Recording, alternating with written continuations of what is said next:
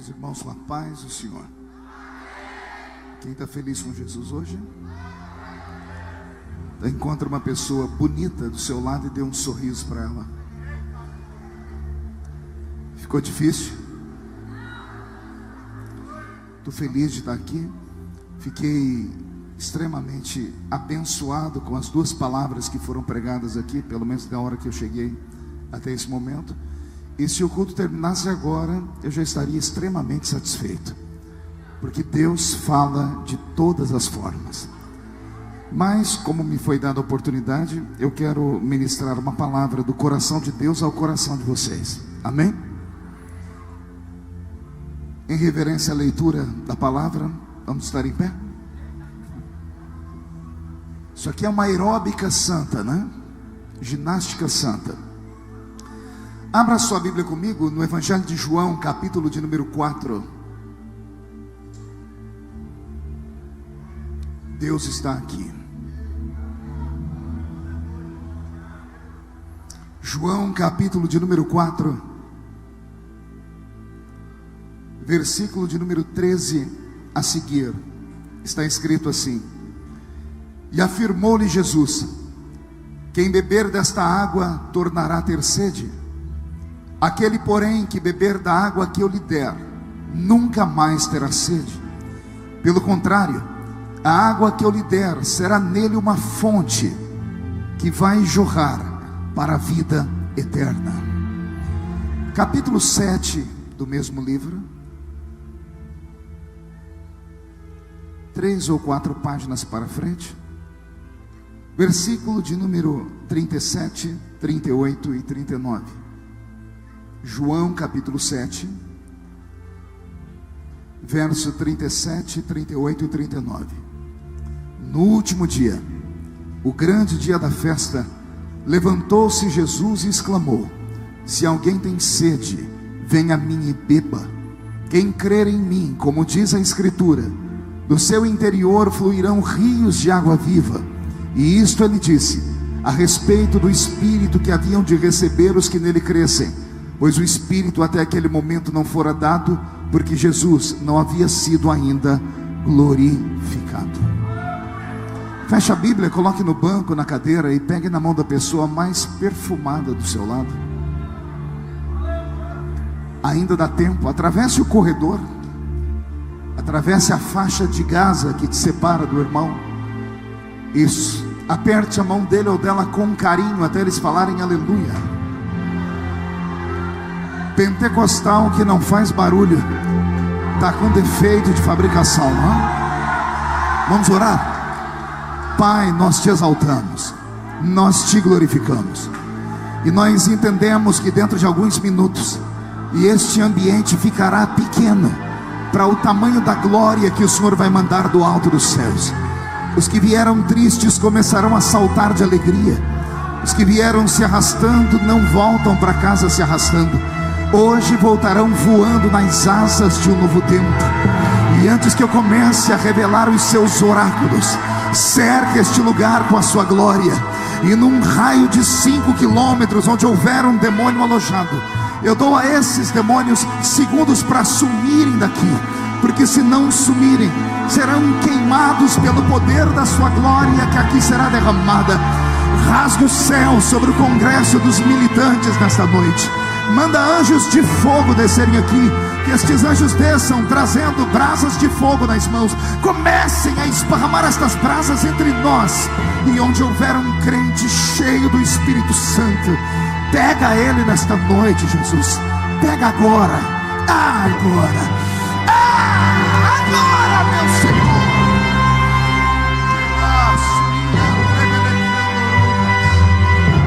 Fala conosco. Fica conosco. É o que eu te peço agora e sempre. Toda a igreja diz. Os que podem, tomem o seu assento aplaudindo a Jesus, porque Ele é bom, porque Ele é maravilhoso. Graças a Deus. Só Jesus sabe como os dias têm sido difíceis e como a idade chegou rápido e eu não esperava, pastor Adão. E eu não trago na minha memória, desde a minha infância até os dias de hoje, a lembrança de um culto que Jesus tenha faltado a reunião. Poucos entenderam, vou tentar melhorar. Eu quis dizer que desde criança até hoje eu não me lembro um culto que Jesus tenha sequer chegado atrasado à reunião. Ele sempre chega quando o primeiro crente chega, e ele só vai embora quando o último crente vai embora. Isso quando ele não encontra aqueles crentes maluquinhos, que eu não sei se tem aqui no Crato, que amam emendar o culto numa vigília. Porque se ele encontrar os vigilheiros, ele fica com eles até o sol raiar. Tudo isso porque ele deixou na sua palavra uma promessa. Ele disse: esta é a minha igreja, e as portas do inferno não prevalecerão contra ela. Glórias a Deus. Eu quero falar hoje algo sobre-humano, por isso eu peço bastante atenção. Queridos, abrir a Bíblia Sagrada no Evangelho de João, em um congresso missionário, é uma façanha, é uma honra, é um orgulho. Porque dos 4 evangelhos que nós temos na Bíblia, João é o que se destaca como evangelho missionário. É ele quem traz a revelação do Deus homem, que caminha entre nós, que caminhou entre nós, e que um dia caminhará entre nós. Passado, presente e futuro se misturando. É claro que só acredita nisso quem não é normal. Os normais não acreditam que ele caminha no nosso meio. Os anormais já estão sentindo ele caminhar no nosso meio. No capítulo 4 e no capítulo 7, Jesus Cristo vai nos dar aqui um resumo do que são os evangelhos. Os evangelhos nada mais são do que encontros, narrativas de encontros entre Deus e homens. Repito, os evangelhos, os 4 evangelhos da Bíblia Sagrada no Novo Testamento, são relatos, narrativas de encontros entre Deus e homens. Não é a narrativa de encontros entre Deus e anjos. Não é a narrativa de encontros entre Deus e super-homens. Não é a narrativa de encontro entre Deus e os grandes reis. É a narrativa do encontro de Cristo com seres humanos normais. A palavra ser humano é muito profunda. A palavra ser significa entidade sem corpo. E a palavra humano vem de humus. E humus é terra. E terra não limpa, mas uma terra carregada de esterco. Humus é terra com estrume. Olha o que é o ser humano: uma entidade invisível que habita dentro de um corpo podre. Isso é o ser humano. E eu faço questão que você memorize isso, porque tem pessoas no nosso meio que se acham acima dos demais, que acham que são maiores e melhores do que os demais. São tão perfeitos que, como disse o primeiro pregador aqui que falou sobre a fonte, eles acham que podem julgar as pessoas como se fossem juízes de causas espirituais. E sempre quando eu prego, eu gosto de enfatizar que eu não prego para anjos, eu prego para seres humanos. Seres humanos que são exatamente como eu, feitos do pó da terra. Que o único momento em que se sentem alguém é quando estão cheios da presença dele. Porque quando saímos do púlpito, é como se algo fosse arrancado de dentro de nós.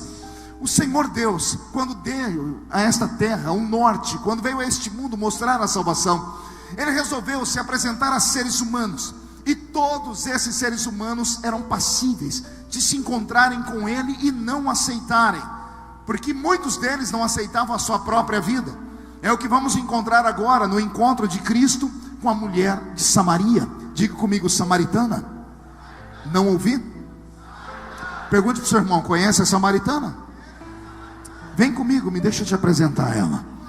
A mulher samaritana, a Bíblia Sagrada não nos fala o nome dela. A Bíblia Sagrada nos nega maiores informações. O que sabemos dela saiu da boca de Cristo. Jesus, no diálogo com ela, acabou revelando que ela não era uma mulher comum. Era uma mulher que havia passado por 5 casamentos e estava agora vivendo uma vida em adultério, porque ela estava com um homem que não era dela. Jesus então revela para nós que esta mulher nada mais é do que um ser humano cheio de defeitos.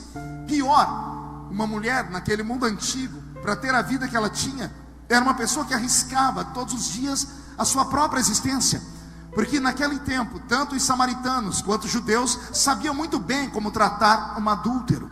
Adúlteros eram tratados na base da pedrada, eram levados para o meio de praça pública e eram mortos, assassinados por outras pessoas que possivelmente haviam cometido adultério. É esta mulher que vai cruzar o caminho do meu Salvador. Mas para falar deste encontro, eu tenho que te carregar para o centro da Bíblia Sagrada e te fazer entender que Jesus está caminhando naquela terra poeirenta da Palestina. Ele está vindo por um caminho de um ponto A que vai ligá-lo a um ponto B. Quem conhece aquele lugar por onde Jesus Cristo passou sabe que nenhum judeu jamais faria o caminho que Jesus fez. O destino dele não era Samaria ou Samária, como escrito no original. O destino de Jesus não era a terra dos samaritanos. O destino dele era pregar para judeus. Diga comigo, judeus. Não ouvi? Judeus e samaritanos, embora fossem irmãos de sangue, porque todos eram descendentes de Abraão, centenas de anos anteriores a esse encontro de Jesus com a samaritana, haviam rompido com a comunhão e com a amizade e com o parentesco. Os judeus se reuniam sempre em festas. A Bíblia Sagrada no Velho Testamento fala de todas as festas religiosas deles. Todas as vezes quando se reuniam em festas, enquanto eles comiam, comungavam, cantavam, bebiam, sempre havia uns religiosos que salmodiavam. E na medida em que um salmodiava, o outro que ouvia o cântico dizia: Deus seja louvado, Oxalá seja o Senhor, santo é o Eterno, bendito seja Deus. E palavras como essa, que são palavras de afirmação.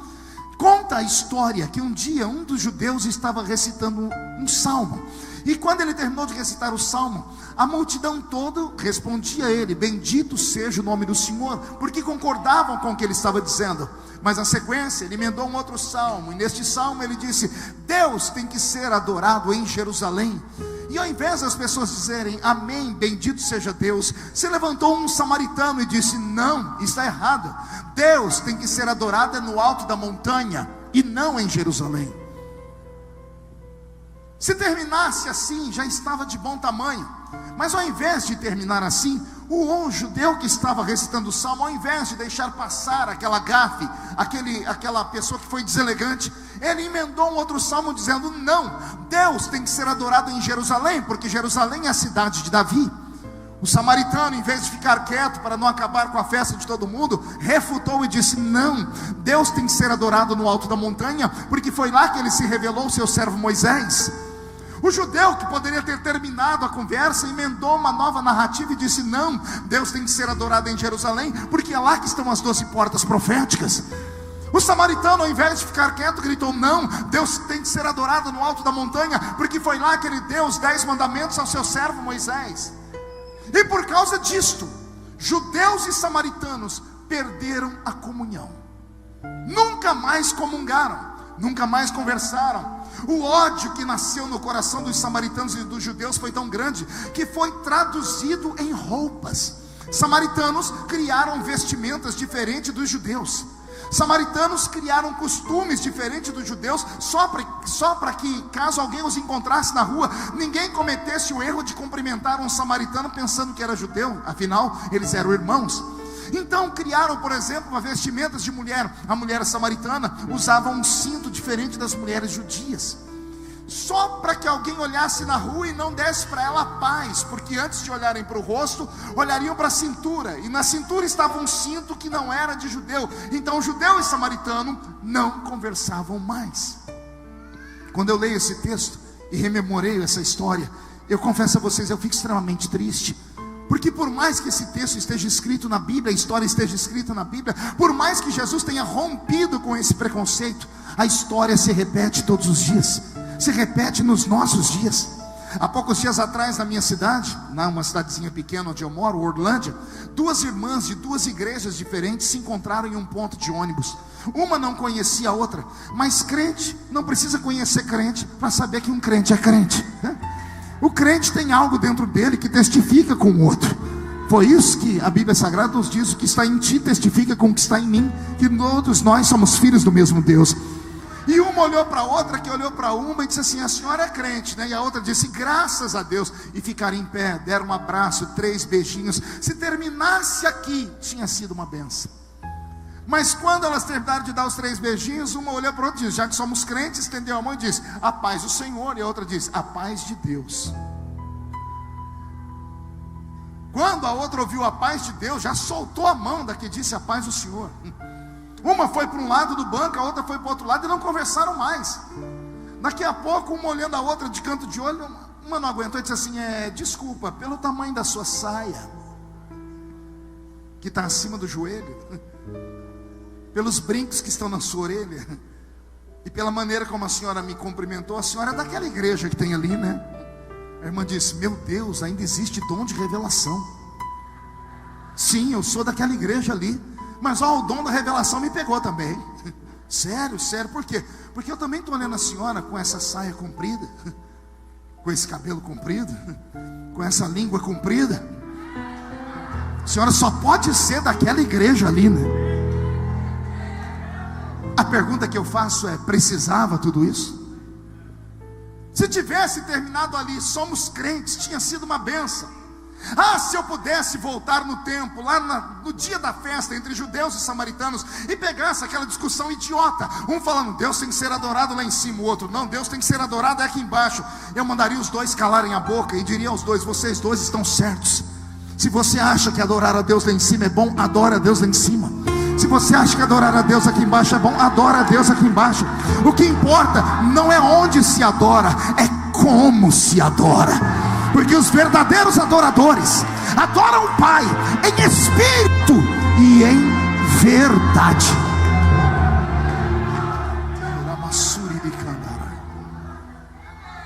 É esta mulher que sai de casa de manhãzinha, sai da cidade de Sicar. Diga comigo: Sicar. A cidade de Sicar estava distante 25 minutos a pé do poço de Jacó. Aquela mulher saiu de casa pela manhã com um cântaro no seu ombro. Ela saiu de casa em busca de água.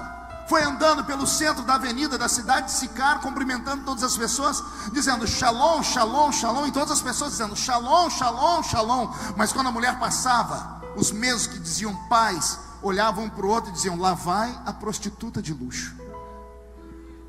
Lá vai a mulher que já teve 5 maridos, e agora ela está com um que não é dela.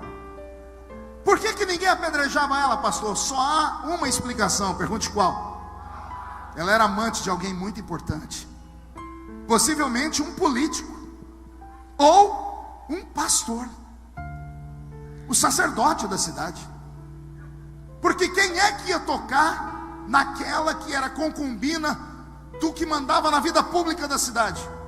Quem é que iria tocar naquela que era concubina do líder religioso da cidade? Então as pessoas faziam vistas grossas, não matavam ela por respeito àquele que ela amava. Mas todo mundo, quando ela passava, diziam: lá vai a prostituta. Eu tenho um pensamento, pergunte qual? Essa mulher não vem de uma família normal. Nenhuma mulher se tornava prostituta porque queria no mundo antigo. No mundo antigo, uma mulher, para se tornar prostituta, ela tinha que passar por uma desgraça na vida. Que tipo de desgraça, pastor? Toda mulher que era violentada, estuprada, violada pelos parentes, pelos vizinhos, por pessoas desconhecidas, recaía sobre ela o peso do estupro. Quem conhece a história do Oriente Médio sabe disso. Se você ler a história de Jesus encontrando a mulher adúltera, quem lembra da mulher adúltera? Aquela que cruzou o caminho de Jesus. Jesus diz: quem não tem pecado, atire. Lembram o que aconteceu com ela? Trouxeram a mulher porque ela foi pega no ato do adultério. Foi pega no ato. Se ela foi pega no ato, ninguém adultera sozinha, sim ou não? Ela estava adulterando com alguém. Pegaram ela no ato, mas cadê o homem? Por que não arrastaram o homem para ser apedrejado também? Por que só arrastaram a mulher? Porque a cultura daquele mundo antigo, do Oriente Médio, era assim: uma mulher era estuprada porque ela dava ousadia. Era isso que se passava na cabeça deles. Então, se a mulher deu ousadia, por isso elas usavam a burca, que era uma roupa que tapava todo o corpo, só deixando os olhos para fora, exatamente para não serem cobiçadas. Então, se a mulher foi cobiçada, pensavam eles, é porque ela deu a ousadia, então a culpa é dela. Quando o pai de família descobria que a sua filha tinha sido estuprada, violentada, ao invés de amparar a filha, ele expulsava a filha de casa. Todas as meninas violentadas e estupradas eram mandadas para fora da cidade, para não morrerem de fome. Eram abraçadas pelas donas de casa de prostituição e iam viver na zona do Baixo Meretrício. Esta mulher da Bíblia Sagrada, a mulher samaritana, não é só a mulher que vai buscar água. Era uma mulher que todos os homens que cruzaram o caminho dela arrancaram um pedaço dela. Todos os homens que a enxergaram queriam um pedaço dela. Por isso ela teve 5 maridos. E agora ela estava com um cesto que não era dela. Ela era acostumada a ser cobiçada e desejada. Mas me parece que nesse dia de manhã ela saiu de casa e fez uma oração ao Deus de Abraão. Digo eu, não a Bíblia. Acredito cegamente que ela, quando acordou de manhã, olhou para a vida dela, olhou para o espelho e viu que ela nunca foi feliz. Que todo homem que cruzou o caminho dela arrancou um pedaço dela. Ela fez um juramento naquele dia: nenhum homem mais abusa de mim. Nenhum homem mais abusa de mim. Eu prefiro morrer do que um homem me abusar. Pois bem, ela saiu de casa. Do outro lado, longe da cidade, está vindo Jesus com 12 discípulos. Os discípulos vinham na frente, abrindo caminho. O mestre vinha atrás, em contemplação. Era assim que os mestres e os discípulos andavam: discípulos à frente, uma espécie de guarda-costa, e o mestre atrás, em contemplação. Os discípulos vêm por aquela estrada poeirenta de Israel. De repente eles passam e vem uma placa que indica uma estrada que vai para a terra de Samaria, escrito Sicar, Samaria ou Samaria. E eles sabem que se entrarem na terra de Samaria, eles vão economizar 1h30 de viagem ao destino para onde eles vão pregar. Mas se entrarem na terra de Samaria, eles vão ficar impuros, porque quem pisa em terra de malditos, amaldiçoado é. Então os discípulos de Jesus, por serem judeus e saber que Jesus é judeu, eles passaram e ignoraram a placa e preferiram dar a volta ao redor da cidade toda, só para não pisarem em Samaria. Eles estão caminhando, até que um começa a fazer aquilo que todo bom crente faz: começa a murmurar, começa a dizer: aí é a terra dos adoradores da montanha, aí é a terra dos cintos diferentes, aí é a terra disso, daquilo. Estão debochando da religião dos outros. Quando alguém resolve perguntar: o que o senhor acha, Jesus? Eles olham para trás: o que o senhor acha, Jesus? Jesus? Alguém viu Jesus? Eles percebem que perderam Jesus de vista. Como o arrebatamento não havia sido prometido ainda, os 12 correm lá para aquela bifurcação. Eles estão na estrada, aqui tem a estradinha que vai para Samaria, e eles vão caminho reto. Eles voltam aqui nessa encruzilhada, e quando eles olham ao longe, eles veem a silhueta do corpo de Jesus andando para dentro da terra de Samaria. Eles têm que pensar rápido. Pergunte por quê? Vão perder Jesus para sempre. Eles têm 2 escolhas: entrar aqui e seguir Jesus, ou dar a volta ao redor da estrada toda, não se sujar, e 1h30 depois chegarem no destino, mas correm o risco de não ver mais Jesus. Ou eles vão ignorar a religião deles, ignorar tudo que aprendeu, e vão pisar na terra maldita, porque Jesus está pisando. E ainda bem que eles tiveram juízo, porque quem pode manda, e quem tem juízo, quem manda é Jesus. E Jesus entrou na terra, quer ser abençoado? Segue Ele, vai atrás dele, não perca Jesus de vista. Eu imagino aqueles 12 homens andando, senhores, a cada 6 passos eles parando, um encostando no outro, levantando o pé e tirando a poeira do pé, porque a terra é maldita. Mais 6 passos tirando a poeira do pé, porque a terra é maldita. Tire o olhar das costas de Jesus agora, tente enxergar o rosto do Nazareno. Se eu conheço Jesus, os olhos dele estavam brilhando. Ele não entrou ali à toa. Ele entrou ali porque o pai dele ouviu a oração daquela samaritana. A samaritana não queria mais uma vida de miséria. Ela disse que nenhum homem mais tocava nela. Então o pai disse assim: filho, vai se encontrar com ela, que você vai mudar a vida dela hoje. É a única explicação para Jesus quebrar a lei judaica e entrar na terra de Samaria. É a única explicação. E os discípulos estão vindo, tudo com cara feia, parecendo a cara do irmão que está aí do seu lado. Olha para ele que você vai ver. Parece que foi batizado num pote de vinagre, infeliz. Está me olhando aí com esse olho seco, parecendo olho de sapo que morreu no dia de enchente. Segura. Está no culto, já tem 2 horas, mas não abre a boca nem para respirar. Fica me olhando com essa boca travada, essa boca de aço, essa língua de ferro, esse queixo de concreto. Ah, meu Deus. De repente, os discípulos se aproximam de Jesus, e antes de passarem à frente dele, eles encontram uma outra placa. Diga, o que tem na placa? Só fala se todo mundo perguntar. Uma inscrição dizendo: Poço de Jacó. Tem 13 judeus lendo Poço de Jacó. Dos 13, só tem um que está normal: Jesus. Os outros 12 estão com a boca seca, começam a tremer, começam a sentir aquele frio na boca do estômago. Pergunte por quê? Porque os 12 cresceram no judaísmo, e quem é judeu cresce escutando histórias de milagre. E não há maior história para o judeu de milagre do que a história do patriarca Jacó, saindo de casa para se encontrar com Esaú, levando famílias, empregados e animais, e no meio do caminho acabaram as águas, iam morrer de sede no deserto.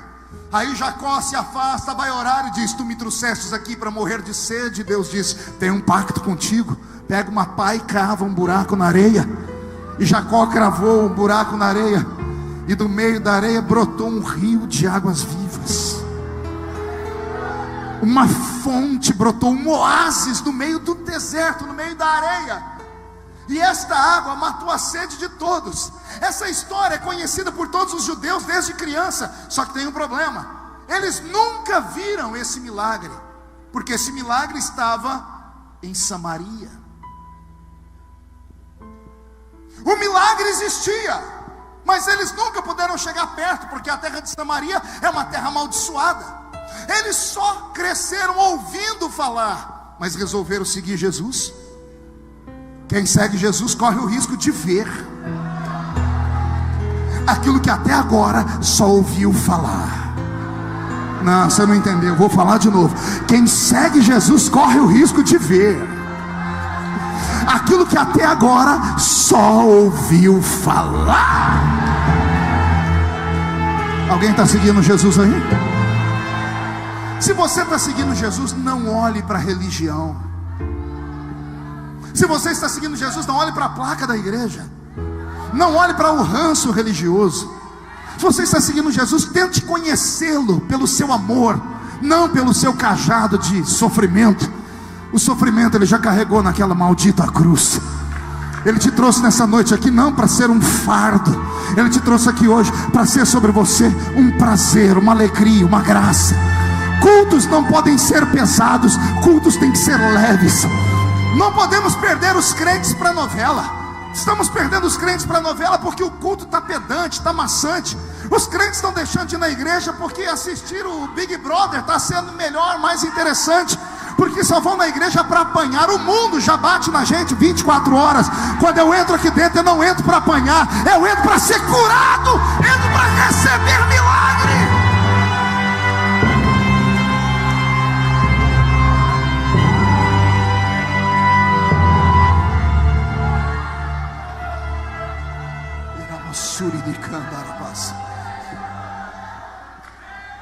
Os 12 discípulos estão ao redor do poço. Eles estão sentindo o cheiro da terra molhada. Eles estão ouvindo barulho de águas vivas lá de baixo. E agora que eles estão encantados, porque eles estão vendo aquilo que só ouviram falar, quando eles acham que aprenderam de tudo, penso eu em Jesus fazendo assim, ó. Todo mundo olhando para ele, ele dizendo: gente, tá quente aqui, não é? Que calor. Pessoal, eu estou com sede, alguém aí pode me dar um copo d'água? E aí começam os problemas. Os 12 discípulos, um olha para outro, que olha para um, e ninguém tem um cântaro, ninguém tem um balde, ninguém tem uma caneca, ninguém tem uma xícara para dar água para ele. Jesus nunca pediu nada para eles. É a primeira vez que ele vai pedir: eu tenho sede, me dê um copo d'água. E os 12 santos, os 12 acusadores da religião dos outros, os 12 puros, não tem água para dar para ele. Pergunte por que não? Porque andavam com Jesus, mas andavam despreparados. Sabia que isso acontece hoje também? Tem muito crente que vem para a igreja, mas não consegue entrar no culto. Ih, pastor, para me entender tem que ser inteligente. Eu vou falar de novo. Você consegue entrar na igreja, mas você não consegue entrar no culto. E entrar na igreja não é mérito para ninguém. Um dia desse eu estava pregando no estado do Paraná, um ginásio com uma multidão. No meio do corredor do ginásio tinha um cachorro. E o cachorro estava sentadinho ali, deitado, né, me olhando, mas numa reverência. Eu falei: meu Deus, nossas crianças precisam aprender com aquele cachorro, né? Que não param de andar de jeito nenhum. Ah, pastor, mas é tão lindo ver minha filhinha andar. Só a senhora que acha. Só papai e mamãe que acha. Mais ninguém acha. Tira a atenção de todo mundo. Aprenda, cuide do seu filho. Mas voltando, o cachorro estava em reverência. E lá no Paraná o pessoal é mais tranquilo, né? O estado é muito frio e todo lugar frio reverbera na personalidade das pessoas. Lá o pessoal é mais difícil pegar fogo, mas eles pegam. E quando o fogo vem, a glória de Deus desce. Pastor Adão prega muito lá, sabe disso. E daqui a pouco eu fui pregando, até que um crente valente lá atrás deu um grito: glória a Deus! Todo mundo olhou para trás. O cachorro não olhou também.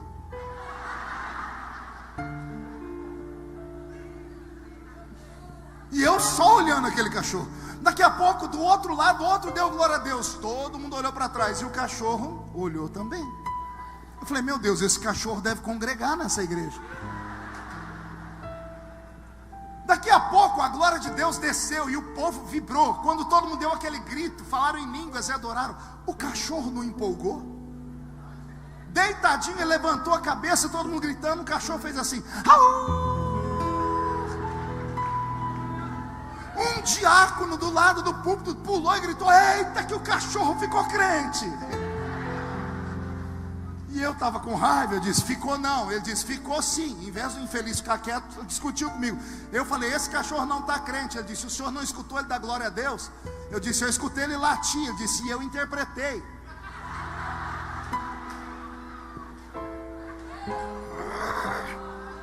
Ah, crente abençoado. Aí eu falei para ele: querido, não, heresia não. Falei: me deixa dar um ensinamento. Nenhum animal irracional dá glória a Deus. Pastor, o senhor não conhece o papagaio do meu vizinho.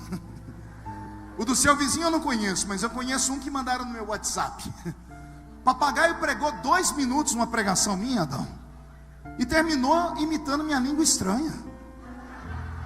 Aí o irmão que mandou o áudio falou assim: ei pastor, você ouviu, meu papagaio está cheio do Espírito Santo. Aí eu falei para ele: querido, é bonitinho, mas não profana, não blasfema. Animais irracionais não dão glória a Deus. Disse: mas o senhor não escutou meu papagaio dando glória a Deus? Eu disse: ele não deu glória a Deus, ele falou glória a Deus. Ele disse: não é a mesma coisa? Eu disse: não. Só pode dar glória a Deus quem tem consciência. Só pode dar glória a Deus quem tem o céu dentro dele. E nesse mundo terrestre aqui só tem uma raça que tem o céu dentro dele. É essa raça que está me ouvindo pregar aqui. E eu provo para vocês, à luz da Bíblia, que nós temos o céu dentro de nós. Salomão escreveu assim: quando o homem morre, o pó volta ao pó, mas o espírito,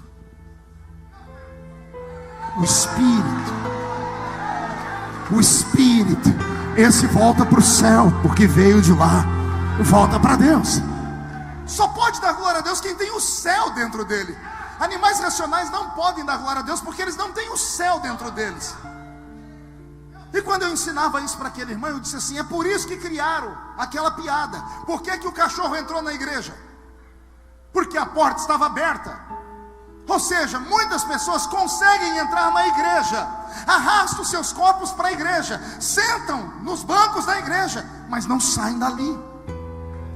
O apóstolo Paulo ensina isso aos coríntios: quando vocês se ajuntam, nada acontece, porque vocês só entram na igreja. Mas quando vocês se ajuntam, e uns têm salmos, louvores, e outros têm testemunhos, palavra, aí vocês saem da terra e entram nas regiões celestiais.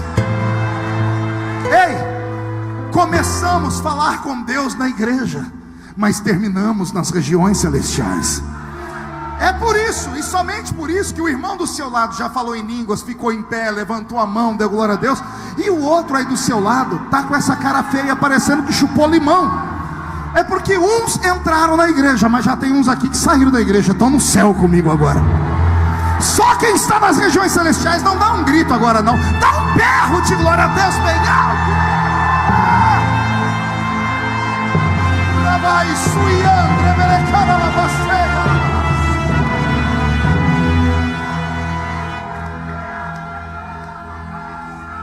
Ouça-me. Os discípulos estão ficando com vergonha, porque é a primeira vez que Jesus pede algo a eles. Jesus pede um copo d'água, e eles não podem dar água. Eles ficam com vergonha, mas Jesus não queria envergonhá-los. Então Jesus diz para eles: aqui na frente tem uma cidade chamada Sicar. Vocês vão na frente, preparem um lugar para eu repousar, comprem comida e água. Eu vou ficar sentado aqui nessa pedra, debaixo deste zimbro, próximo desse oásis, e eu me encontro com vocês lá na frente. Jesus fez isso para os discípulos saírem de perto dele, para eles se aliviarem. Eles estavam com vergonha. Eles se reúnem e resolvem da seguinte questão: olha, um vai ficar com Jesus aqui, um segurança, e só um discípulo ficou com Jesus ali, João. Pergunte como eu sei, porque só João contou a história. João contou isso, é o único que conta essa história. Então João ficou ali, ele foi testemunha ocular daquilo.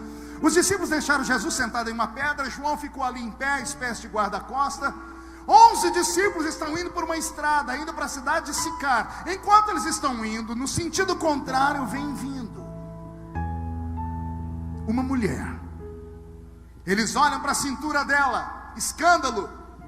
A cintura mostra que ela é samaritana por causa da roupa. Eles olham para o ombro dela, ela tem o que eles não têm, um cântaro. E ela está indo de onde eles estavam vindo. Agora vem a parte mais bonita, pergunte qual? 11 discípulos estão indo, amém? 11 apóstolos, amém? 11 judeus, 11 santos, 11 homens que deixaram tudo pelo evangelho, 11 homens, 11 homens escolhidos por Cristo. Vindo, ao contrário, está vindo uma samaritana, que já destruiu 5 casamentos, que está no 6º, e o 6º é adultério, porque o que ela tem não é dela. Está vindo uma prostituta de luxo, de outra religião, de outro povo, dos adoradores da montanha, indo 11 homens santos, 11 apóstolos, 11 apóstolos cuja nossa fé está alicerçada na fé deles, a nossa fé é apostólica. 11 homens santos que não puderam matar a sede de Jesus. Mas está vindo uma prostituta, uma condenada, uma vazia. Ela não tem o céu, mas ela tem um cântaro. Ela não tem o nome escrito no livro da vida, mas ela tem um cântaro, ela está preparada. 11 santos não deram, ela pode dar. Eu estou com o meu corpo todo arrepiado. Será que eu sou o único ser humano que já viu isso acontecer na igreja? Você prega uma mensagem e os crentes que estão na igreja há 10, 20, 100 anos. Alguns crentes estão na igreja desde a Arca de Noé. Tem uns que não são tão velhos, não viram o dilúvio, mas pisaram no barro que sobrou na terra. E o pastor pode pregar o que for, Adão, e ninguém abre a boca para nada. Esses mesmos crentes saem lá fora depois, reúnem meia dúzia que tem a língua maior que a minha gravata, e vão achar defeito em tudo.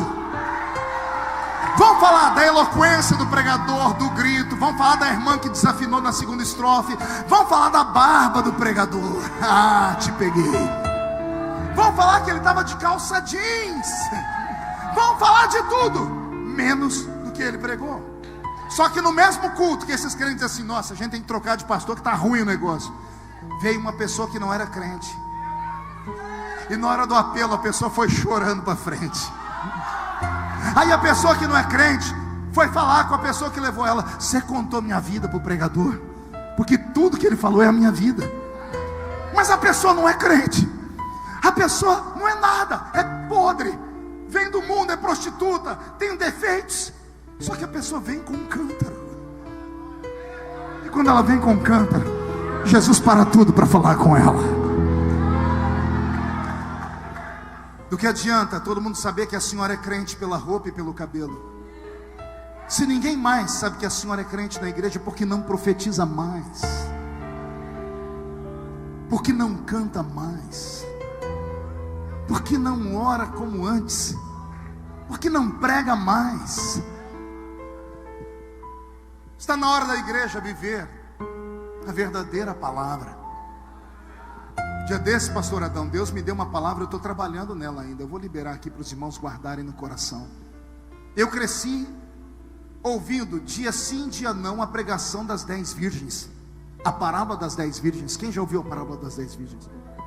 Todas as vezes que estava na igreja alguém ia pregar, o chicote comia. Aqui nós temos a igreja, a metade é prudente, a metade é louca. A metade tem azeite na botija, a outra metade não tem. O noivo vai tocar a trombeta, e só quem estiver preparado vai subir com o noivo. E eu já vi tanta gente falar tanta coisa. Esses dias atrás eu estava meditando, e o Senhor disse: filho, abra a parábola das 10 virgens e medite. Eu meditei, eu falei: Senhor, eu conheço aqui desde criança. O Senhor disse: leia de novo. Eu li umas 100 vezes. Eu falei: Senhor, o que o Senhor quer me dizer? O Senhor disse: leia de novo. Eu disse: eu li. O Senhor disse: anote os pontos que você encontrou, característica das virgens. Eu disse: virgem. O Senhor dizia para mim: o que significa virgem? Eu falei: pura. São virgens noivas. O que significa ser noiva? Estar com vestes para casamento. Qual é a roupa da noiva? Qual é a cor do vestido de uma noiva? De uma noiva virgem ainda, branco. As 10 virgens não eram 5 virgens e 5 impuras. Todas elas eram virgens. Todas elas estavam usando roupa branca. O noivo não reclamou da mancha na roupa, porque não tinha. O noivo não reclamou porque elas foram defloradas, porque elas perderam a virgindade e ficaram impuras. Não. O noivo reclamou delas não ter azeite.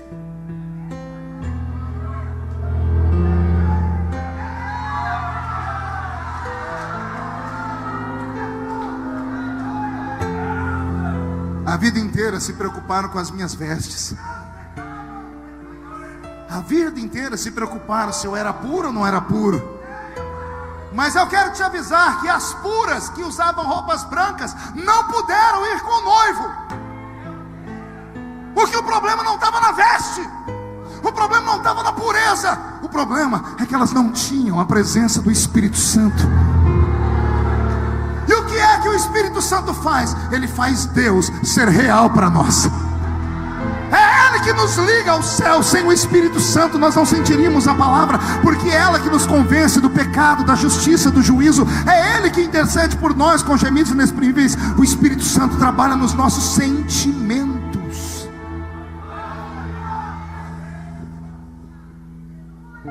Do que adianta andar ao lado dele despreparado? A prostituta tinha o que os discípulos não tinham. E agora que ela chega perto do poço, ela viu Jesus e viu João. Ela viu quem? Jesus e João são judeus. Ela olhou a roupa dos dois. Os dois eram judeus, mas a roupa de Jesus deixou ela apavorada. Pergunte por quê? porque ele era um doutor da lei. A roupa de Jesus era uma estola sacerdotal branca.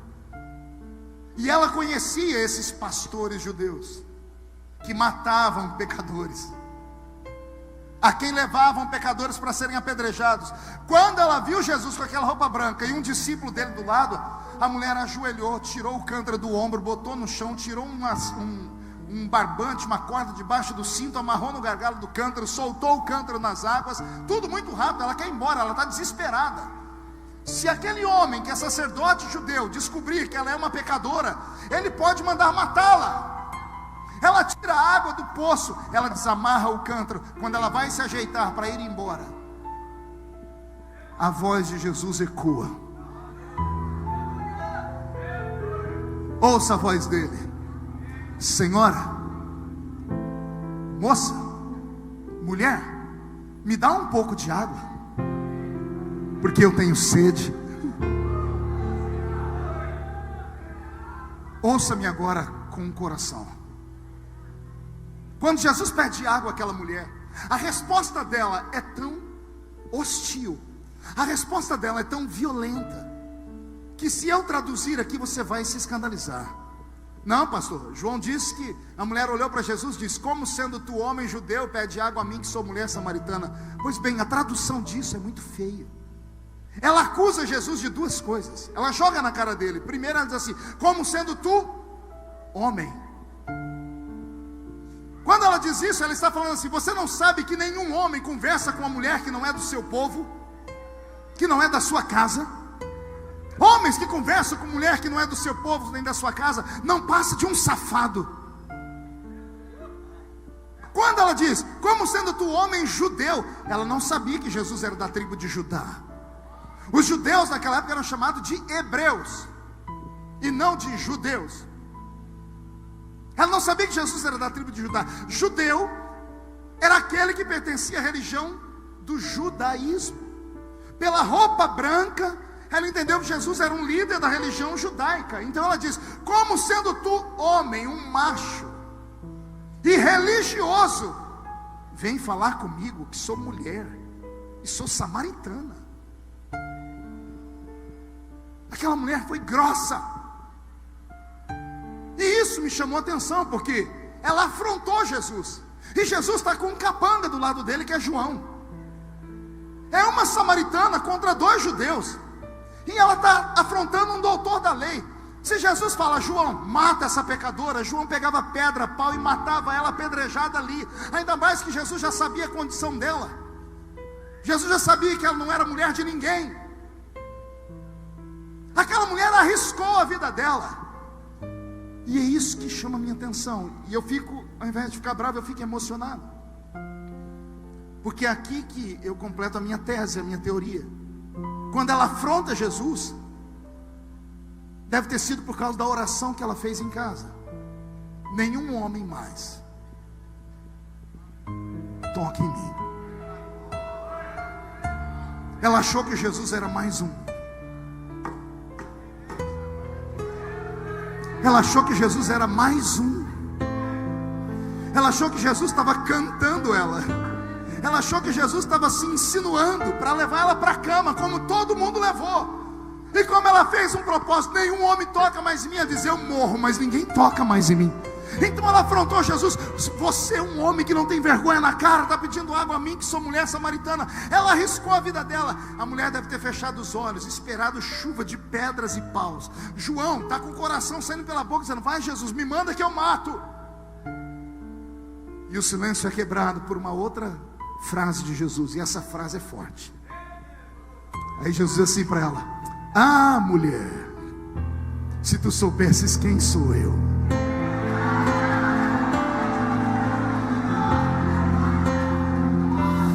Ah, mulher, se tu soubesses quem sou eu te daria água.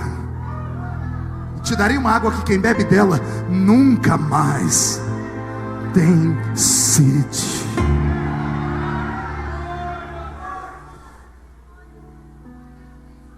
Quando Jesus diz isso a ela, a mulher se desequilibra. A palavra dele foi tão profunda e tão doce, que ela esperava um xingamento, uma maldição, um palavreado pesado. Mas quando diz, se tu soubesses quem sou eu, você quer ver como é que ela responde? Mas tem que ouvir com o espírito. Primeiro ela diz, como sendo tu, homem judeu. Diga, homem judeu. Primeiro ela chama ele de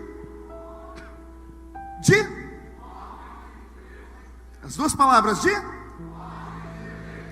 Olha como muda. Aí Jesus diz para ela, se tu soubesses quem sou eu. Aí a mulher responde assim, mas Senhor.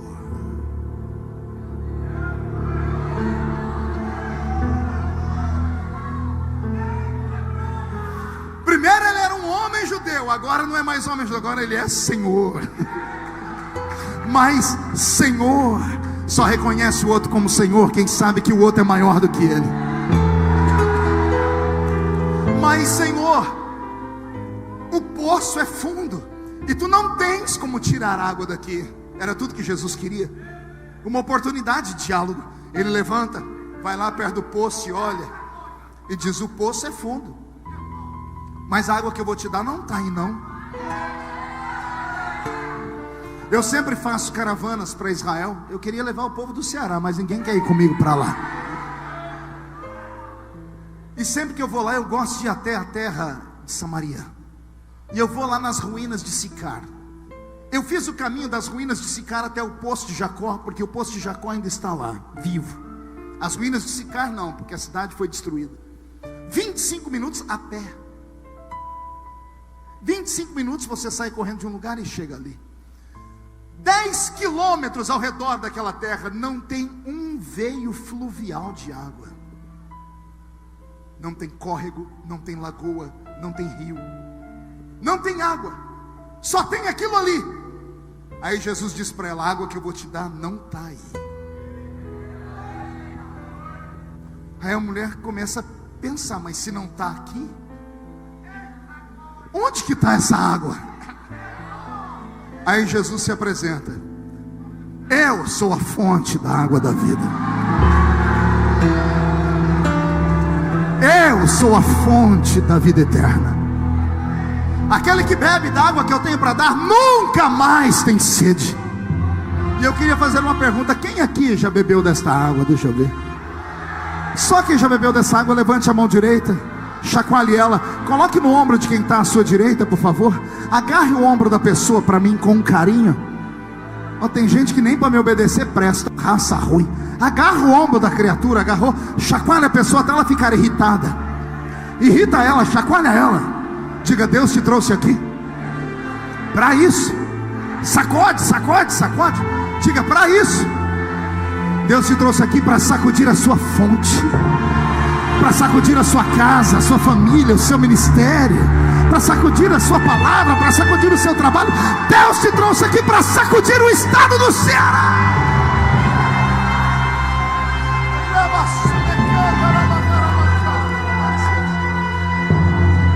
Oh, glória. Aleluia. Sente. Jesus olhou para a mulher e disse assim: se as minhas palavras permanecerem dentro de você, vai nascer dentro de você uma fonte. Uma fonte que vai jorrar para a vida eterna. Diga comigo, fonte. Não ouvi? E memoriza aí. Você lembra a distância que eu falei? De Sicar até o poço de Jacó, 25 minutos a pé. Quantos minutos? O diálogo daquela mulher com Jesus não durou 15 minutos. Foi a pregação mais rápida que Jesus fez. 15 minutos no máximo. Eu fiz o teste, eu soltei um cântaro lá dentro, tirei água, não deu mais que 15 minutos de conversa. 25 com 15, 40.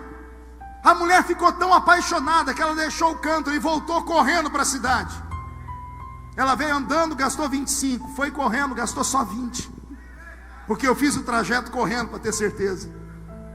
40 com 20, 60 minutos é igual a uma?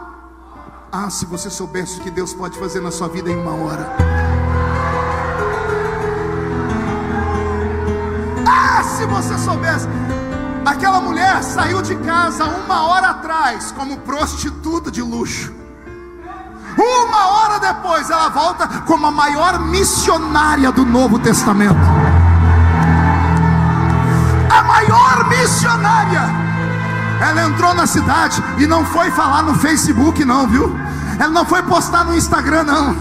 Ela chegou na cidade, não foi falar com a vizinha não. Ela foi para o centro da cidade e começou a gritar: eu encontrei o Messias! Eu encontrei o Messias! E a Bíblia diz: e toda a cidade de Sicar, vou repetir, e toda a cidade de Sicar desceu no poço para ver Jesus. Depois de um culto no poço, o povo voltou maravilhado, dando glória a Deus. Encontraram a mulher no meio fio da rua, sentada chorando, e disseram: agora cremos, não porque te ouvimos, cremos porque vimos que ainda existe profeta em Israel. Ah, se você soubesse o que Deus pode fazer na sua vida nesta hora. Ei, me ouça. Muitas pessoas veem o pastor Adão fazer um evento como esse, trazer pregadores, cantores, enquanto muitos murmuram porque se perderam no meio do caminho. São poucos os que vêm pelo verdadeiro motivo. Muitos vêm pela curiosidade, muitos querem conhecer, mas alguns vêm porque respeitam aquela unção. E deixa eu te dizer, a unção que você respeita é a unção que você atrai. Isso é uma palavra de sabedoria. A unção que você respeita é a unção que você atrai para a sua vida. Eu não saí lá da minha casa para vir aqui rever amigos, embora eu seja feliz em revê-los. Eu vim em oração pedindo a Deus que deixe aqui pelo menos uma semente, que nasça aqui entre nós pelo menos mais uns 10 Marco Feliciano. Que Deus levante aqui hoje uma geração de profetas que possam dar sustentabilidade a este evento com a obra missionária, mas que possam também incendiar o estado do Ceará, que possam levar para o mundo uma palavra dizendo assim: Deus fez brotar um avivamento no estado do Ceará, e as portas do inferno não vão prevalecer contra este avivamento. Mas isso só vai acontecer se acontecer aqui conosco essa noite o que aconteceu naquele dia. Sentado no poço, ou sentado na pedra, está Jesus. Qual o nome dele? Também conhecido como Yeshua. Yeshua, o Mashiach de Israel. Estava ali sentado. Na frente dele tem uma mulher. Jesus era homem ou era Deus? Pense aí. Sentado naquela pedra, está um homem ou está Deus?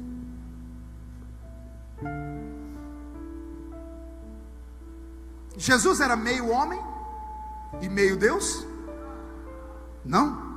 Não era um ser híbrido? Ele era um semideus? Não. Então ele era homem e era Deus. Sentado naquela pedra então está Deus e está homem. Pedindo água à mulher, está o homem, está Deus, ou está os dois? Vem comigo, mergulha, é profundo. Quem está pedindo água? Ele está pedindo água só a uma mulher? Ou aquela mulher representa a humanidade? Ali está um debate entre a criatura e o Criador. O Criador é dono de tudo, sim ou não? Mas o Criador está dizendo: tem uma coisa que só você pode fazer por mim. Para isso eu te criei. Só você pode matar a minha sede. Pegou? Deus está sentado naquela pedra, olhando para a raça humana, dizendo assim: mata a minha sede.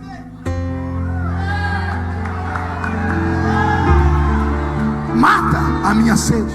Pastor, sede é uma necessidade, exatamente. Mas então Deus tem necessidade? É difícil entender isso, né? Porque Ele é criador de tudo. Não existe nada que Ele não possa fazer. Mas existe uma coisa que mesmo podendo fazer, Ele não faz por causa do seu caráter.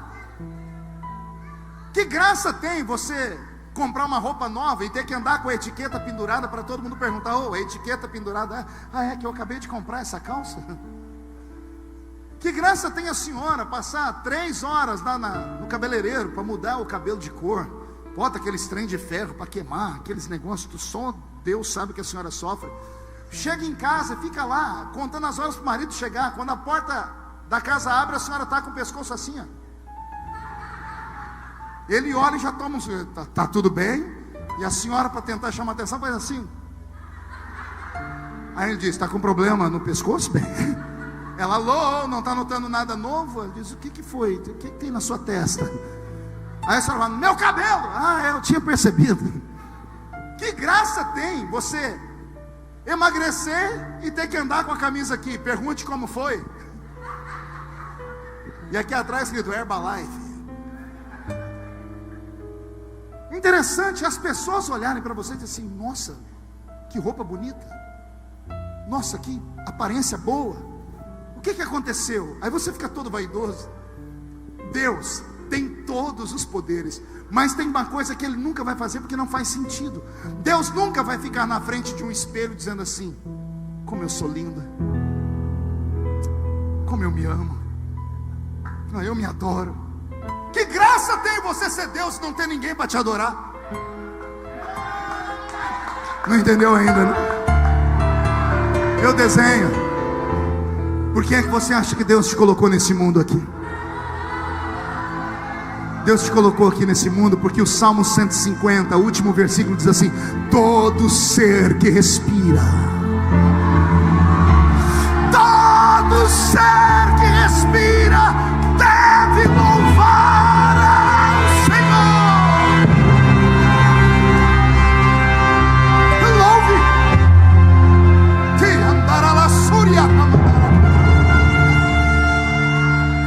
Foi para isso que Deus te fez. Os nossos cultos estão mudando. Os cultos de antigamente, a figura central era Cristo, e esse era adorado, glorificado, aplaudido, amado. A figura do culto moderno é o homem. A mensagem é para massagear o ego, como você encontrar um emprego, como você ser feliz no casamento, como você conseguir ficar mais bonitinho mesmo tendo essa barba estranha. Nossos cultos estão virando reuniões de autoajuda. Nossos pastores estão deixando de ser pastores e pregadores para serem coachings, para serem motivadores. Quer ouvir uma mensagem de autoajuda? Não precisa ir ouvir um pregador.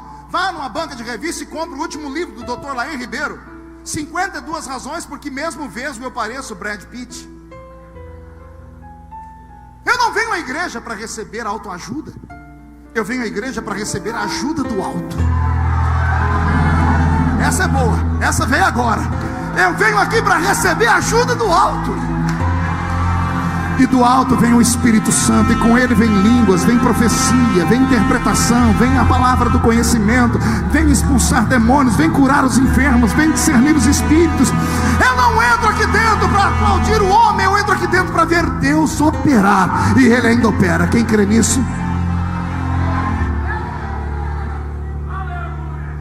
Deus te trouxe nessa noite aqui para te dizer assim: só uma maneira de fazer missões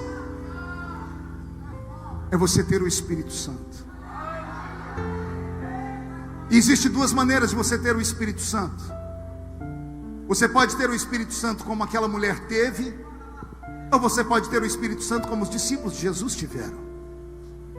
No capítulo 4, Jesus disse para aquela mulher: eu vou te dar um presente.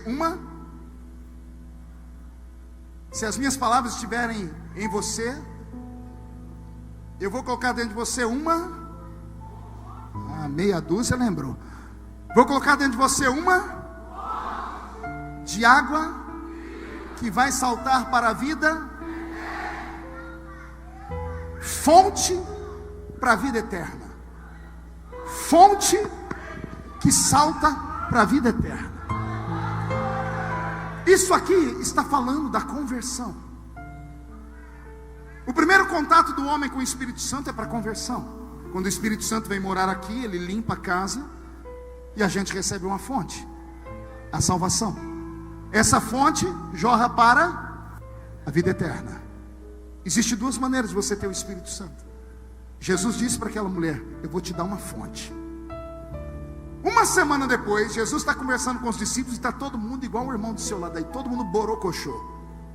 Aí Jesus percebe que tem alguma coisa estranha. Ele chama Pedro e diz: Pedro, o que está acontecendo? E Pedro, como é aquele que não aguenta ficar com a língua na boca, foi: Senhor, está todo mundo bravo com o senhor aí.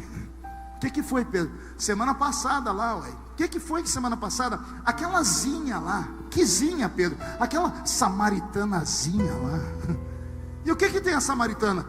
João contou para nós. O quê? Que o Senhor deu um presente para ela, uma tal de fonte que jorra para a vida eterna. E daí, Pedro? E daí que nós estamos com o Senhor há 3 anos e até agora o Senhor não deu para nós nenhuma xícara dessa água. E para aquelazinha lá o Senhor já deu logo uma fonte. Eu imagino Jesus dando uma gargalhada, dizendo assim: esse é o problema, chama a patota lá, vem todo mundo. Aí vem todo mundo olhando para Pedro, olhando para Jesus, falando: Pedro, cagueta. E Pedro, gente, ele tem revelação. Daqui a pouco Jesus fala: vocês estão bravos porque eu dei para uma samaritana uma fonte? Vocês acham que eu sou injusto? Eu conheci ela em 15 minutos e dei uma fonte. Vocês estão comigo há 3 anos. Vocês acham mesmo que eu não dei essa fonte para vocês? Pedro, sim, senhor. Onde é que você arrumou coragem para pular de madrugada de um barco em cima de um rio, agitada a água, e andar em cima das águas? Pedro engasgando, e Jesus falando: Pedro, só não teme a morte quem tem a fonte da água da vida, Pedro. Tiago e João, onde é que vocês dois arrumaram coragem para chegar em mim e falar assim: a gente pode orar para cair fogo e destruir aquela cidade lá, porque não receberam a gente bem? Só não leva afronta para casa quem tem a fonte da água da vida. Vocês outros 9 aí, como é que os demônios respeitam vocês e as enfermidades saem? Porque vocês têm a fonte. Eu imagino agora 12 crianças, 12 homens parecendo meninos com o olhinho brilhando, um falando para o outro: eu tenho, e o outro: eu também. Estão dizendo: eu sabia que eu tinha. De repente Jesus para e diz: ei, calma. Para aquela mulher eu dei uma fonte. Eu dei a mesma fonte para vocês há 3 anos. O que vocês fizeram com a fonte? Explica, Senhor, explico. Se a fonte não foi entulhada, e se ela respirou, dentro de vocês não tem mais uma fonte. Agora tem um rio. Um rio de águas vivas. Pegou aí ou não? Para a mulher Jesus deu uma fonte. Para os discípulos ele disse um rio. Para a mulher, a fonte vai jorrar para a vida eterna. Para os discípulos, um rio de águas vivas fluirão do seu interior. E isso ele disse a respeito do Espírito que haviam de receber os que nele crescem, porque o Espírito ainda não fora dado, por isso eles não haviam recebido, e o Espírito não havia sido ainda dado a eles, porque eles não haviam glorificado. Olha que interessante. Para a mulher Jesus deu uma fonte. Os discípulos para a mulher, os discípulos e a mulher e os discípulos. Olhe para o seu irmão e diga assim: você é salvo? Responde aí para o seu irmão se você é salvo. Diga: no dia que você foi salvo, a fonte foi plantada em você.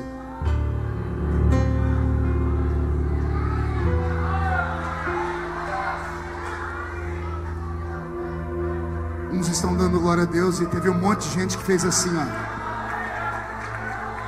Eu te entendo. Você compreendeu a pregação. Deixa eu te fazer uma pergunta. O que é que você fez com a sua fonte? Porque você não prosperou, você não cresceu, está morto, dando trabalho, pulando de igreja em igreja, procurando um lugar perfeito. O irmão que se converteu com você já é missionário lá na Conchinchina, e você não consegue ganhar nem a sua casa. Vocês receberam a mesma coisa. Não, pastor, Deus não me chamou. Não fale asneira. Aprenda com quem conhece. Do céu só vem a salvação. A chamada não vem de cima. A chamada nasce aqui. A salvação é de cima para baixo. A chamada é de baixo para cima. Porque senão Deus seria injusto. Deus teria então chamado todos nós aqui e feito assim: bom, você vai ser pregador, você vai ser só membro de banco, você vai ser cantor, você vai ser só um desviado, você vai ser um profeta e você vai ser um crente murmurador. Não! Eu me converti em 1987. No ano em que eu me converti, Jesus salvou na minha cidade mais de 100 adolescentes. Todos nós crescemos na mesma igreja, todos ouvimos os mesmos pregadores, todos fomos à mesma escola dominical, todos fomos à mesma vigília, todos tínhamos o mesmo pastor. Por que eu decolei? E os meus amigos estão lá até hoje. Pegaram toda a experiência do cristianismo que eles tiveram, colocaram em uma caixinha de sapato e esconderam no guarda-roupa. Por que eu voei? Ah, pastor, porque o senhor não, eu não sou um nazireu. A Bíblia fala de nazireus, homens escolhidos por Deus antes de nascer. A Bíblia fala deles. A Bíblia fala de Sansão, de Jesus, de João. A Bíblia fala de Deus conversando com profetas: eu te escolhi no ventre da sua mãe. Esses são nazireus. Mas a Bíblia também fala no livro de Levítico: se você não nasceu nazireu, faça o voto.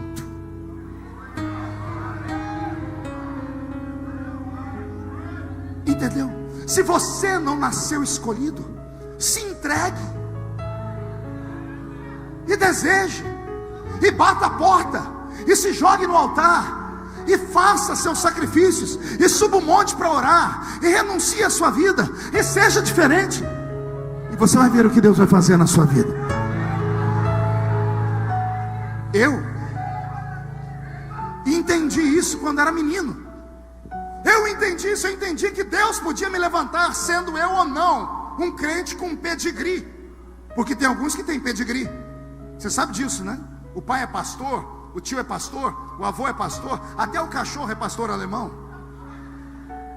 E quem não é? E quem não tem nada? Vai ficar dependendo dos outros? Eu me lembro como se fosse hoje. Eu tinha 15 para 16 anos. O pastor José Bispo dos Santos, no púlpito, disse: Deus falou comigo essa madrugada e me mandou chamar 3 meninos aqui na frente, que Ele vai usar poderosamente na palavra. Ele disse: vem aqui para frente, Elias Chaves. Lá foi o Elias. Flávio Felipe Antônio. Lá foi o Flavinho. Ele disse: Marco. Quando ele falou Marco, levantou 5. Nome de pobre é uma tristeza, né? Tinha 5 Marcos na igreja. Aí ele falou: não, são todos os 5, não é só um, é o Marco Belisário. Quando ele falou Belisário, Belisário foi para frente. Os outros sentaram e eu sentei. O pastor começou a orar por esses meninos, a igreja ficou de pé, mas caiu uma unção na igreja. E eu, ao invés de sentir alegria pelos meus irmãos, eu senti uma inveja. Me deu uma dor aqui dentro. E eu comecei a brigar com Deus. Eu disse: o Elias, a mãe, dirige o círculo de oração, eu entendo. O Flavinho, o pai dele era pastor batista e virou assembleiano, eu entendo. O Marco Belisário, o pai dele é um dos obreiros mais antigos da igreja, eu entendo. Quer dizer que o senhor só chama quem vem de família? E eu, que não tenho ninguém crente em casa? No meio da oração, como existe um Deus no céu, eu peguei minha Bíblia rasgadinha e minha harpa, saí andando pelas ruas da cidade. Eu morava com 12 pessoas em 2 cômodos. Eu fui andando pelas ruas da cidade brigando. Eu disse: Deus, eu quero. Eu não tenho, mas eu acredito. Eu não posso, mas o Senhor pode. Eu não sou, mas o Senhor é. Eu quero. Eu sofri mais do que você possa imaginar. E olha onde Deus me colocou. A salvação já está sobre você, a fonte já está aí. Fazer a fonte virar um rio depende de você. Depende de você. Depende de você. O que é que você fez com a sua fonte? Vendeu ela? Pastor, vendeu sim. Vendeu para o seu ministério. Se tornou capanga, capacho de homens, para te consagrar alguma coisa. Falaram: deita, você deitou. Rola, você rolou. Finge de morto, você fingiu. Você segue coisas que você não acredita, porque os homens mandam. Deus não pode te usar, porque você não tem coragem. Deus se cansou de homens que falam amém, amém, amém. Deus está no nosso arraial hoje. Ele está vendo quem é que guardou trigo no lagar. Aí Ele vai falar assim para você: Gideão, eu sou contigo. Aí Ele quer ouvir a sua resposta. Pelo amor de Deus, não erra. Não diga: obrigado, eu sabia que o Senhor ia falar comigo, eu sabia que o Senhor não ia me abandonar. Não, não faz isso. Responde o que Deus quer ouvir. Gideão foi o único que teve coragem de encarar Deus. Ele olhou para Deus e disse: com todo respeito, se o Senhor é comigo, o que foi feito das suas promessas? Se o Senhor é comigo, por que a minha família está passando fome? Se o Senhor é comigo, por que eu estou vivendo esta vida desgraçada? Ele enfrentou Deus. Deus poderia ter matado ele, não poderia? Mas não, Deus olhou para ele e disse assim: vai nessa tua força. Vai nessa tua força. Que força? A força de encarar o próprio Deus, se for preciso. A força de você não ter medo de chegar diante do seu Criador e falar: já tem tantos anos que eu estou aqui, tenho sido fiel, eu me entreguei a Ti desde a minha infância. Deus está procurando alguém que tenha coragem de acreditar na sua história. Se você matar a sede de Deus esta noite e desentulhar a sua fonte vai virar um rio. E eu profetizo que por onde as águas desse rio passar, o que estiver morto vai ressuscitar. E um tempo de avivamento como nunca antes houve no Brasil vai nascer. E oxalá esse avivamento brote aqui no Congresso dos Militantes nesta noite. Eu tenho certeza que nesses dias de festas, até o dia 11, Deus fará prodígios e maravilhas aqui. A abertura é sempre mais difícil. O pastor Adão é inteligente. Na abertura ele colocou o pior pregador, que sou eu, né? Os melhores vêm amanhã. Mas se hoje Deus já está fazendo isso, imagina que Deus vai fazer de amanhã até o dia 11 aqui. Deus quer um tete a tete com você. Chega de fonte entulhada. Só quem quer viver um rio, fique de pé comigo, por gentileza.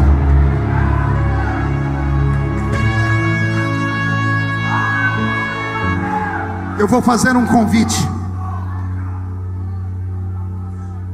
Feche os olhos.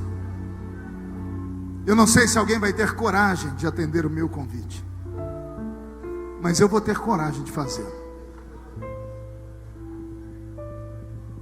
Eu não quero orar para pular, para cair, para... Se acontecer, seja o que Deus quiser. Mas eu passei dessa fase de só querer ouvir barulho, porque o barulho começa e termina antes do culto acabar. Agora, quando há uma transformação no coração, quando há lágrimas nos olhos, isso dura para sempre. Com muita humildade, porque eu não sou melhor do que você. Com muita humildade, eu queria orar aqui por homens e mulheres que tenham coragem de dizer assim: pastor, a minha fonte está entulhada, e já tem tempos. Eu perdi tudo, acabei ficando até orgulhoso, e o orgulho me arrancou do jardim, e hoje eu caminho em terra seca.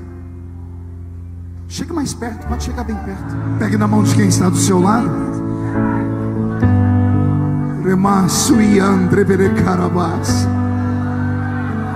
Beloia andrevelessuri di candorubas. Raya istuia que andreveles nerimando. Beloin andre telemande levessuriaste. Travai istuia que andrevelesturi de candorubas. Comece a renovar o seu povo, meu Pai. Comece a plantar de volta a alegria e transporta-nos para o seu jardim nesta noite. Mostra a sua glória nesta noite. Os batizados com o Espírito Santo sejam renovados. Os que nunca falaram em línguas sejam batizados com o Espírito Santo agora. Transforma, Senhor, o ministério do seu filho, o ministério da sua filha. Eu tiro esse minuto sagrado só para abençoar esta geração. Nenhum dos que vieram à frente voltarão do mesmo jeito para casa. Eu profetizo uma transformação, uma mudança tão radical, que quando acordarem amanhã de manhã não vão se reconhecer quando olharem para o espelho. Eu profetizo que ministérios estão nascendo aqui nessa noite. Eu profetizo que um tempo de glória cai sobre o estado do Ceará como nunca antes aconteceu. Eu acredito que aqui do meio o Senhor está separando alguns homens e mulheres para uma obra extraordinária no Brasil. Eu profetizo, ó Pai, que quem viver verá, para ver as coisas que vão acontecer aqui no estado. O Congresso dos Militantes será conhecido como um divisor de águas. Levante a mão direita para o céu comigo todos e diga em nome de Jesus: todos os demônios que lutaram contra a minha vida, contra a minha família, contra a minha igreja, contra o meu país, eu ordeno, venha para a palma da minha mão. Feche a sua mão com autoridade. Eu vou contar até 3, você vai jogar no chão e vai pisar em cima. E depois que você pisar em cima, você vai abraçar pelo menos 3 pessoas e vai dizer: Jesus vem buscar uma igreja viva, que tem um rio de águas vivas dentro dela. Você nunca mais será o mesmo. 1,5. Sua família sentirá orgulho de você de novo. 2. Quem viver verá o que vai acontecer no estado do Ceará. 2,5. Eu profetizo que a cidade de Crato será chamada de capital do avivamento do estado do Ceará. 3. Jogue no chão.